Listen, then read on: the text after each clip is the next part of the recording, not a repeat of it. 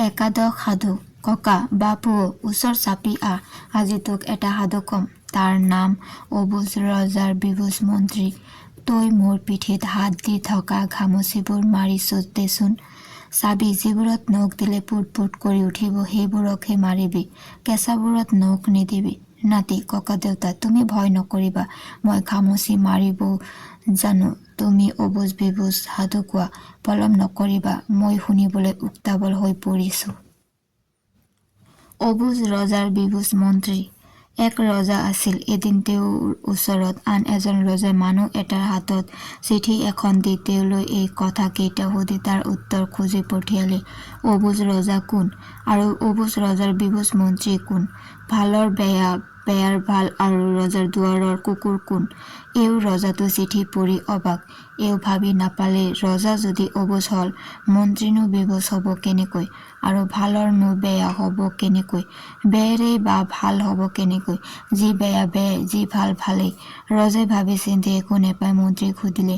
মন্ত্ৰীয়ে কলে, মহাৰাজ আপুনি কিছুদিনৰ সময় লওক, পিছত সেই সময়ৰ ভিতৰত কিবা এটা কৰিব লাগিব। ৰজাই সেই কথা মতে এবছৰৰ সময় লৈ তাৰ ভিতৰতে উত্তৰ দিম বুলি চিঠি অনা মানুহটোক বিদায় দিলে। এইদৰে কিছুদিন আছে, সময় লাহে লাহে যাব লাগিছে। এদিন ৰজাৰ হঠাৎ সেই চিঠিৰ আৰু প্ৰশ্নৰ কথা মনত পৰাত তেওঁ মন্ত্ৰীক সুধিলে, মন্ত্ৰী আজি ইমান দিন হল, কতা দেখোন অমুক ৰজাই লিখা প্ৰশ্নকেইটাৰ উত্তৰ আজিলৈকে নিদিলা। এই কথাত মন্ত্ৰীয়ে কলে, মহাৰাজ তেনেহলে মোক কিছুদিনৰ নিমিত্তে বিদায় দিব লাগে। এই সময়ৰ ভিতৰত মই যেনে তেনে মতে প্ৰশ্নকেইটাৰ উত্তৰ দিম। ৰজাই কলে, বাৰু তোমাক যিমান দিনৰ আৱশ্যক বিদায় দিলো, এতিয়া যাতে মই লাজত নপৰো তাৰ দিহা কৰা। মন্ত্ৰীয়ে ভাল মহাৰাজ, তাৰ নিমিত্তে কোনো চিন্তা নাই, এতিয়া মই আহিলোহে, এইবুলি ঘৰলৈ গল। তাৰ পিছদিনা মন্ত্ৰীয়ে খাই বৈ ভেকচন কৰি সেই ওচৰ চুবুৰীয়া ৰজাৰ নগৰৰ ফালে খোজ ললে। এইদৰে ক্ৰমান্বয়ে কেইবাদিনো গৈ মন্ত্ৰী সেই ৰজাৰ নগৰ পালেগৈ। কিন্তু গধূলি হোৱা গতিকে নগৰৰ ভিতৰলৈ নোসোমাই ৰাতিটো বাহিৰতে আন কোনো ঠাইত থাকি কটাবলৈ মন কৰি এজনী নটীৰ তাত আশ্ৰয় ললেগৈ। নটীয়ে বৰ আদৰ সাদৰকৈ তেওঁক তাতে থাকিবৰ নিমিত্তে দিহা কৰি দিলে। মন্ত্ৰীয়ে ৰাতিটো তাতে কটাই পিছদিনা ৰাতিপুৱাই যাবলৈ ওলোৱাত নটীয়ে সুধিলে, ডাঙৰীয়া আপুনিনো কৰ মানুহ, কলৈ যাব লাগে? মন্ত্ৰী মই বেপাৰী মানুহ, ৰজাৰ নগৰলৈ যাবলৈ আহিছো বুলি কৈ তাৰ পৰা বিদায় লৈ ৰজাৰ হাউলিৰ মুখে যাবলৈ ধৰিলে। এইদৰে গৈ থাকোতে তেওঁ বাটত তিনিমূৰীয়া বুঢ়া এটা বহি থকা দেখিলে। বুঢ়াই বাটেদি যাকে যোৱা দেখিছে তাৰ ফাললৈকে হাতজোৰকৈ পইচা খুজিছে। মন্ত্ৰী সেইখিনি পালতেই বুঢ়াই সেইদৰে হাতজোৰকৈ পইচা খোজাত মন্ত্ৰীয়ে সুধিলে, বুঢ়া তইনো এইদৰে কিয় আছ? তোক পোহপাল কৰোতানো কোনো নাইনে? এই কথাত বুঢ়াই চকুলো টুকি কবলৈ ধৰিলে, ডাঙৰীয়া মোৰ কথানো কি কম, আগ বয়সত মই ৰজাৰ দুৱৰী আছিলো। যিমান দিন গাত বল আছিল কাম কৰিলো, এতিয়া বুঢ়া হলো, কাম কৰিব নোৱাৰা হলো। সেই দেখি ৰজাই মোৰ কামত আন এটাক ৰাখি মোক বিদায় দিলে। হাতত যি দুটা চাৰিটা পইচা আছিল ভাঙি খালো। সেইকেইটা দোকালত এইদৰে ইয়াতে বহি মানুহ যোৱা দেখিলে পইচা খোজো। কাৰোবাৰ মন গলে ২-৪ পইচা দিয়ে, কেতিয়াবা আকৌ সুদা হাতে ঘৰলৈ উভতি যাব লগাত পাৰো। মোৰ লৰা ছোৱালীও কোনো নাই। বুঢ়াৰ কথা শুনি মন্ত্ৰীয়ে বুঢ়াক ৰূপ এটকা দি আকৌ যাবলৈ ধৰিলে। এইদৰে গৈ বেলি এপৰমান যোৱাত তেওঁ ৰজাৰ সভাত সোমালগৈ। কিন্তু সেইদিনা তেওঁক ৰজাই কোনো কথাকে নুসুধিলে। এইদৰে তেওঁ ২-৩ দিন সভালৈ গৈ তাত বহি থাকে আৰু মাজে মাজে একেষাৰ দুআষাৰ কথা কয়। সেই কথাবিলাক ৰজাৰ মনত খাই পৰাত এদিন তেওঁক ৰজাই ওচৰলৈ মাতি নি সুধিলে, তুমি কৰ মানুহ, কলৈ যাব লাগে আৰু মোৰ সভালৈকে বা অহাৰ সকাম কি? এই কথাত মন্ত্ৰীয়ে কলে, মহাৰাজ মই বিদেশী মানুহ, দেশ চাই ফুৰিছিলো। মহাৰাজৰ নাম শুনি দেখা খবৰ মনেৰেহে এই সভালৈ আহিছিলো। মহাৰাজৰ দয়া হলে ইয়াতে থাকিবই পাৰো। মন্ত্ৰীৰ কথা শুনি ৰজাই কলে, বাৰু তুমি ইয়াতে থাকা, আজিৰ পৰা তোমাকো এই সভাৰ এজন সভাসদ পাতিলো। এই কথাত মন্ত্ৰীয়ে ৰজাক সেৱা কৰি সেইদিনাৰ পৰা ৰাজসভাৰ সভাসদ হৈ থাকিল। এইদৰে তাত থাকোতে থাকোতে ৰজাই তেওঁৰ কথা বতৰা শুনি আৰু কাম কাজ দেখি তেওঁৰ ওপৰত বৰ সদয় হল আৰু লগে লগে তেওঁ খোপে খোপে উধাবলৈ ধৰিলে। এইদৰে অলপ দিনৰ ভিতৰতে তেওঁ ডেকা মন্ত্ৰীৰ ভাৱ পালে। সেই কামো এনে সুন্দৰ ৰূপে চলাবলৈ ধৰিলে যে ৰজাই তেওঁৰ কাম কাজবিলাকত মুখ গৈ শেহত তেওঁৰ একেজনী ছোৱালীকে তেওঁলৈ বিয়া দি ওচৰতে সুন্দৰভাৱে তেওঁৰ ঘৰ বাৰী কৰাই দিয়ালে। এইদৰে কিছুদিন যোৱাৰ পিছত এদিন ৰজাৰ কোঁৱৰে ডেকা মন্ত্ৰীক অৰ্থাৎ তেওঁৰ ভৈনায়েকক ক'লে যে তেওঁলোক দুয়ো এদিন মৃগয়ালৈ যাবৰ মন কৰিছে। তেওঁৰ মত কি? মন্ত্ৰীয়ে কোঁৱৰৰ কথাত মত দিলত পিছদিনে দুয়ো মৃগয়ালৈ যাবলৈ ওলাল। দুয়ো দুটা ঘোঁৰা লৈ হাবিৰ ফাললৈ গ'ল। হাবিয়ে গোটেই দিন দুয়ো ঘূৰি ঘূৰি দুয়োৰে ভিতৰত আবেলি পৰত এটা পহু মৰিলে। কিন্তু পহুটো আনে কেনেকৈ? লগত মানুহ বা হাতী নাই। কাজেই দুয়ো কথা বতৰা লৈ থিৰ কৰিলে যে পহুৰ মূৰটোকে কাটি লৈ যাওক। সেইমতেই পহুৰ মূৰটো কাটি কাপোৰেৰে ভালকৈ মন্ত্ৰীয়ে ঘোঁৰাৰ পিঠিত তুলি লৈ ঘৰৰ ফালে আহিবলৈ ধৰিলে। সেই বাটেদি আহোঁতে আকৌ ৰজাৰ কোঁৱৰৰ শহুৰেকৰ ঘৰ পায়। গধূলি হোৱা দেখি শহুৰেকৰ ঘৰৰ ওচৰ পাই ৰজাৰ কোঁৱৰে মন্ত্ৰীক ক'লে, মই আজি ৰাতি ইয়াতে থাকোঁ, কাইলৈ ৰাতিপুৱাতে ঘৰলৈ যাম, আপুনি যাওক। এইবুলি ৰজাৰ কোঁৱৰ শহুৰেকৰ ঘৰত সোমাল আৰু মন্ত্ৰী নিজৰ বাহৰৰ ফালে যাবলৈ ধৰিলে। ঠিক গধূলি পৰত মন্ত্ৰীয়ে ঘৰ পাই সেই পহুৰ মূৰটো সেইদৰে বান্ধেৰেই ভিতৰৰ শোৱা কোঠালীলৈ হাতত ওলোমাই লৈ গৈ তাতে সেইটো থৈ ঘৈণীয়েকক সুধিলে, চিপৰাংখন ক'ত আছে? ঘৈণীয়েক তথা লাগিল, দিনটোৰ মূৰত এই ৰাতি ওলাইছেহি, তাতে একেষাৰ কথা বতৰা নাই, আহিয়েই বোলে চিপৰাংখন দি। ইয়াৰনো মানে কি? ঘৈণীয়েকে গিৰিয়েকক ক'লে, অলপ বহকচোন, কিনো হ'ল? চিপৰাঙেৰে নোক ৰাতিখন এতিয়া কি কৰে? মন্ত্ৰীয়ে ক'লে, একো হোৱা নাই, চিপৰাংখন অনাচোন বাৰু। ৰজাৰ জীয়েকৰ মনত কথাটো ভালকৈ নেলাগিল। সেই দেখি তেওঁ আকৌ সুধিলে, নহয়, কিবা এটা হৈছে, মোক আপুনি ফাঁকি দিছে, কিনো হৈছে কওকচোন। ঘৈণীয়েকৰ কথাত মন্ত্ৰীয়ে ক'লে, মই ক'ব নোৱাৰো, বৰ ডাঙৰ কথা এটা হৈছে। ক'লে ৰজাই কেনেবাকৈ জানিব পাৰিলে মোক কাটিব। এই কথা শুনি ঘৈণীয়েকে ক'লে, এনেনো ডাঙৰ কথা হ'লনে ক'লে ৰজাই আপোনাক কাটিব, আৰু কটা যোৱা কথাটোনো মই আনক ক'বলৈ কি হৈছে? তথাপি গিৰিয়েকে নহয় বুজিছানে, কেনেবাকৈ ক'ৰবাত ওলাই পৰিব। ৰজাই সূত্ৰ পালে মোক যে জীয়াই এৰিব সেইটো নহয়, ক'ৰবাত তোমাৰ মুখৰ পৰা ওলাব পাৰে, এতেকে নেলাগে শুনিব থাকা। গিৰিয়েকৰ কথা শুনি জীয়েকে মন্ত্ৰীৰ গাত ধৰি ক'লে, মই এই আপোনাৰ গা চুই কৈছোঁ, কাৰো আগত নুলিয়াও। এতিয়া কি হৈছে মোক কওক, আৰু আপোনাৰ এটা বিপদ হ'লে মোৰ জানো নহয়। এই কথা মন্ত্ৰীয়ে বৰ বেজাৰকৈ ক'বলৈ ধৰিলে। নুশুনা হ'লেই ভাল আছিল, তুমি কোনোমতে নেৰা যেতিয়া কি কৰিম আৰু কওঁ শুনা। আজি বৰ ভয়ানক কাণ্ড এটা হ'ল। তোমাৰ ককাদেউয়েৰাৰে সৈতে মই মৃগয়ালৈ গৈছিলোঁ। হাবিত এটা পহু খেদি তাৰ ওচৰলৈ যাবলৈ ধৰোঁতে পহুটোৱে বিবাকবদে লৰ মাৰিলে। আমি পিছে পিছে খেদি গ'লো। এইদৰে যাওঁতে হাবিত তোমাৰ ককাইদেউয়েৰা গ'ল এফালে, মই গ'লো এফালে। কিছুদূৰ গৈ আনফালে কি বাই হাবিবোৰ লৰাই যোৱা যেন দেখিলোঁ। মই পহু বুলি সেইফালে পোনাই কাঢ় মাৰি দিলোঁ আৰু তাৰ পিছতে ময়ো সেইখিনিলৈ গৈ দেখো যে সেইটো পহু নহয়, তোমাৰ ককাদেউয়েৰাকহে মাৰিলোঁ। কি কৰিম? হাবিত পৰি থাকিলে হয়তো লোকে চিনিব আৰু ৰজাই মোক জগৰীয়া কৰিব। সেই দেখি একো উপায় নাপাই হোৱা মূৰটো কাটি বান্ধি ছাতি লৈ আহিছোঁ, এই চালপীৰাখনৰ তলতে পুতি থওঁ। তুমি এতিয়া কথাটো যেন কতো নুলিওৱা। চিপৰাংখন বেগেতে আনি দিয়াচোন এতিয়া। ঘৈণীয়েকে আৰু চিপৰাং আনি দিয়ে ক'ত? ককায়েক মৰা কথা শুনি কান্দিবলৈ ধৰিলে।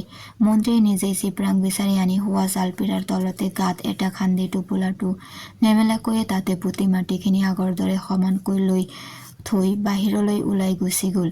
ঘৈণীয়েকে কান্দিবলৈ ধৰিলে। ৰাতি তেওঁলোকৰ ৰন্ধা বঢ়া খোৱা লোৱাও একো নহ'ল। ৰাতি পুৱালতে ৰজাৰ জীয়েক কান্দি কান্দি বাপেকৰ ঘৰত ওলালগৈ।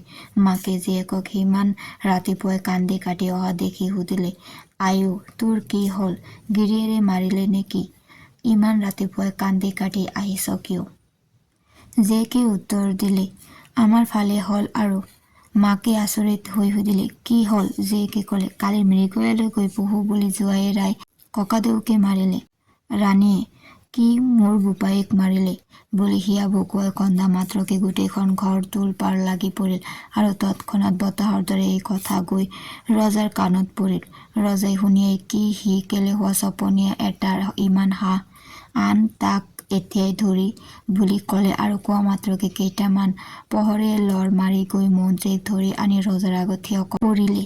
ৰজাই সোধ পোছ নকৰাকৈয়ে চাওদাং এতিয়া এই পাপিষ্ঠৰ কৰ্তা মোৰ আনি মোক দেখুৱাবহি লাগে বুলি আদেশ কৰিলে।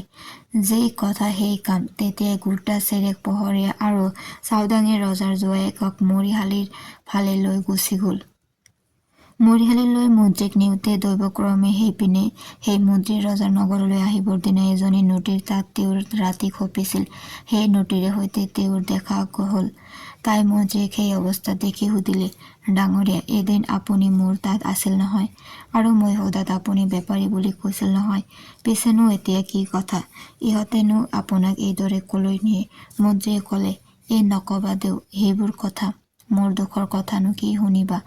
তোমাৰ তাৰ পৰা গৈ মোৰ কাম কাজ দেখি মোৰ ওপৰত তুষ্ট হৈ ৰজাই মোক ডেকা মন্ত্ৰী পাতিলে আৰু লগতে তেওঁৰ জীয়েককো মোলৈ বিয়া দিলে।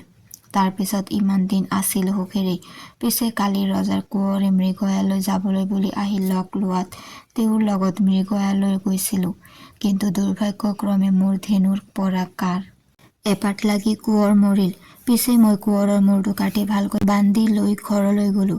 গৈ সেইটো পুতিবলৈ চিপৰাংখন ক'ত আছে বুলি আমাৰ ঘৈণীক চিপৰাং খোজাত তেওঁ কিয় চিপৰাং খুজিছে, চিপৰাঙেৰে এই ৰাতিখন কি কৰে, কি হৈছে, কি কথা ঘনে ঘনে এই বুলি সোধাত মই সকলোখিনি ভাঙি পাতি ক'লোঁ। পিছে ঘৈণীজনাই আজি ৰাতিপুৱাই শুই উঠি এমাকৰ আগত এই কথা কোৱা মাত্ৰকে ৰজাই খবৰ পাই মোক ধৰাই নি একো সোধ পোছ নাই, বিচাৰ নাই, চাওদাঙৰ হাতত কাটিবলৈ দিছে। নটীয়ে আচৰিত মানি সুধিলে, কি আপোনাৰ কোনো বিচাৰ কৰা নাই? মন্ত্ৰীয়ে ক'লে, এৰা নাই কৰা। এই উত্তৰ পাই তাই চাওদাং আৰু পহৰীয়াক ক'লে, ককাদেউহঁত, তহঁতে এওঁক এতিয়াই ৰজাৰ ওচৰলৈ উভতাই ল। কি অন্যায়, কি অধৰম! ৰজাৰ পুতেকক মাৰিলে বুলিয়েই সোধ পোছ নোহোৱাকৈ মানুহজনক কাটিব পায়নে? পহৰীয়াহঁতে আইদেউ, ৰজাৰ আদেশ, আমি কেনেকৈ উভতাই লৈ যাওঁ বুলি কোৱাত নটীয়ে এওঁক লৈ বল, তাৰ বাবে যি দাহ জগৰ লাগে মোৰ গাত লাগিব।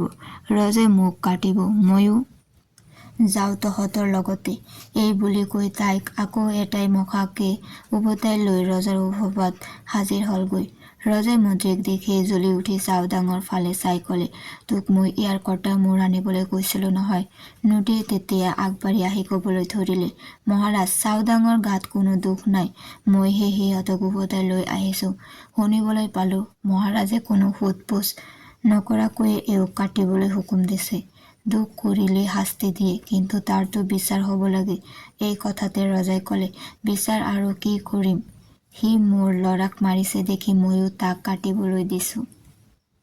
নটীয়ে ক'লে, নহয় মহাৰাজ, এইটো কোনো কথা নহয়। আপোনাৰ কোঁৱৰক মাৰিছে বুলিয়েই যে সোধ পোছ নোহোৱাকৈ কাটিবলৈ দিব এনে হ'ব নোৱাৰে। সঁচাকৈয়ে মাৰিছে নে নাই? মাৰিছে যদি কেনেকৈ মাৰিলে? ইয়াৰতো এটা তক্ত লোৱা উচিত।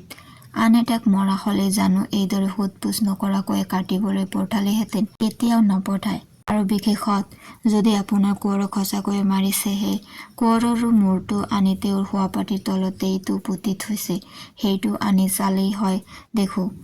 মহাৰাজে জানো মূৰটো অনাই চাইছিল? নটীৰ কথা শুনি ৰজা কিছু সময় তবত লাগি ৰ'ল। তাৰ পিছত ৰজাই পহৰীয়া এটাক মাতি ক'লে, বাৰু যাচোন তই এই মন্ত্ৰীৰ ঘৰলৈ। ইয়াৰ শোৱা চালপীৰাৰ তলতে এটা মূৰ বুলি পুতি থোৱা আছে, খান্দি লৈ আহগৈ। এই কথা কেইআষাৰ কৈয়েই ৰজাই তললৈ মূৰ কৰি নিমাত হৈ ৰ'ল আৰু সভাৰ কোনোৱে সোধা মাটিখনকে আঁকিবলৈ ধৰিলে। অলপ সময়ৰ ভিতৰতে মূৰটো আনিবলৈ যোৱা মানুহ আহি পালেহি আৰু ৰজাই টোপোলাটো মোকোলাই দেখে যে তাৰ ভিতৰত এটা পহুৰ মূৰ। দেখি সকলোৱে আচৰিত মানি ভেবা লাগিল। নটীয়ে তেতিয়া ক'বলৈ ধৰিলে, দেখিলে এতিয়া মহাৰাজ, নভবা নিচিন্তাকৈ কি কৰিছিল। তেওঁ এদিনৰ নিমিত্তে হওক বা দুদিনৰ নিমিত্তে হওক নিশ্চয় আপোনাৰ জোৱায়েক, তেওঁকে মাৰিবলৈ ধৰিছিল নহয়। এইটো কিমান অন্যায় কথা চাওক। ঠিক এনে সময়তে ৰজাৰ কোঁৱৰে শহুৰেকৰ ঘৰৰ পৰা গৈ ৰজাৰ সভাত উপস্থিত হোৱাত সকলোবিলাক আৰু আচৰিত হ'ল। মৰা মানুহ দেখোন এইটো। কিছুমান পৰৰ মূৰত ৰজাই মন্ত্ৰীক সুধিলে, বোপা, কি কথানো? মিছাকৈনো কথাটো কেলৈ উলিয়াইছিলা? তেতিয়া মন্ত্ৰীয়ে মাত লগালে, মহাৰাজ, আপুনি অমুক ৰজালৈ অবুজ ৰজা আৰু অবুজ ৰজাৰ বিবুজ মন্ত্ৰী কোন? ভালৰ বেয়া, বেয়াৰ ভাল কোন? আৰু ৰাজদুৱাৰৰ কুকুৰ কোন? এই প্ৰশ্নকেইটা লিখি তাৰ উত্তৰ খুজি পঠিয়াইছিল নহয়। পিছে সেই ৰজাই আপোনালৈ এবছৰৰ ভিতৰত আপোনাৰ প্ৰশ্নৰ উত্তৰ দিম বুলি লিখিছিল। আজি মই আপোনাৰ গাতে সেই কথাকেইটা দেখুৱাওঁ। মহাৰাজ, মই সেই ৰজাৰ মন্ত্ৰী। মন্ত্ৰীৰ কথা শুনি ৰজাই সুধিলে, মোৰ গাতনো সেইকেইটা কথা কেনেকৈ দেখুৱাবা? মন্ত্ৰীয়ে বাৰু কওঁ শুনক তেনেহ'লে বুলি ক'বলৈ ধৰিলে। মহাৰাজ, আপোনাৰ পুতেকক মই মৰাৰ কথা শুনি আপুনি মোক চাওদাঙৰ হাতত সোধ-পোছ নকৰাকৈ কাটিবলৈ দিছিল নহয়।